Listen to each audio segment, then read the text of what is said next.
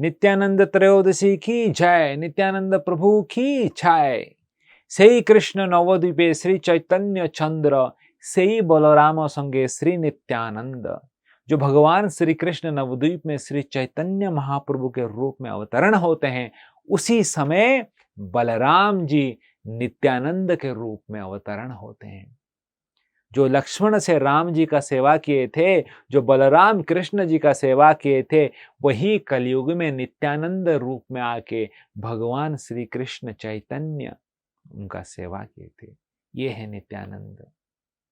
तो आइए इस पावन तिथि नित्यानंद त्रयोदशी में नित्यानंद महाप्रभु के बारे में कुछ जानने का प्रयास करते हैं।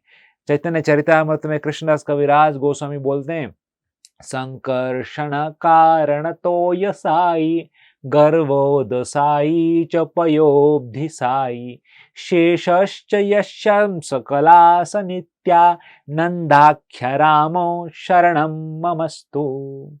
तो बोला जाता है कि ये नित्यानंद प्रभु के 5 विस्तृत रूप है। पहला जो है संकर्षण, संकर्षण मतलब जो मूल संकर्षण है? और दूसरा है कारण तोयसाई, जो कारणोदक सागर में सोते हैं महाविष्णु। तीसरा जो है गर्वोदसाई, जो गर्वोदक सागर में सोते हैं गर्वोदक विष्णु। और चौथा जो है पयोब्धिसाई, जो क्षीर के सागर में सोते हैं क्षीरोदक्षाय विष्णु। पांचवा जो है शेष, जो भगवान का विस्तर होकर रहते हैं। ये सोचिए, ये 5 जो है नित्यानंद प्रभु के ही विस्तृत रूप है। ये है नित्यानंद प्रभु। और नित्यानंद प्रभु का जो जन्म होता है एक चक्र गांव के राढ़ देश, जो जिला में हाड़ो ओझा और पद्मावती के पुत्र के रूप में जन्म लेते हैं। और बचपन से ही 12 साल तक वो भगवान कृष्ण के बहुत सारे लीला में, लीला के रूप में खेलते थे। कृष्ण का लीला करके वो बचपन में खेलते थे, कृष्ण लीला, राम लीला, ऐसा करके के उनका बचपना गया है। और फिर जैसे ये बड़े हो जाते हैं, पूरा भारत का धाम यात्रा में वो आगे बढ़ जाते हैं और पूरा धाम यात्रा करते हैं। और धाम यात्रा करने के बाद जब चैतन्य महाप्रभु के साथ मिलते हैं और उनके आंदोलन में, उनका सेवा में जुड़ जाते हैं।